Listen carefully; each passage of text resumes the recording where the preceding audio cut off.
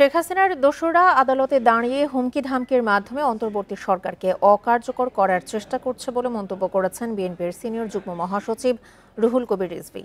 হুমকি ধামকির সাহস কিভাবে পায় সেই প্রশ্নও তোলেন রিজভী। প্রাণ সসের মাখামাখি টেস্ট নুডলসকে করে তোলে আরো ইয়ামি আরো জোস। প্রাণ সসের বৃহস্পতিবার নয়াপল্টনে দলের কেন্দ্রীয় সংবাদ সম্মেলনে তিনি এসব কথা বলেন। রিজভী দাবি করেন, রাজধানীসহ বিভিন্ন স্থানে ফ্যাসিস্টরা মিছিল করছে, বিএনপির নেতাকর্মীদের ওপর হামলা চালানো হচ্ছে, অথচ তারা ধরাছোঁয়ার বাইরে।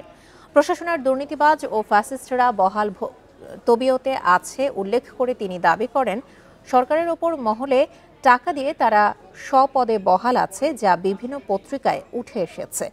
এ সময় রুহুল কবির রিজভী বলেন, স্বৈরাচার সরকারের সময় বিএনপির নেতাদের সাধারণ বন্দীদের মতো কারাগারে ফেলে রাখা হতো, ডিভিশন দেওয়া হতো না, অথচ এখন শেখ হাসিনার দোসররা কারাগারে জামাই আদরে থাকছে।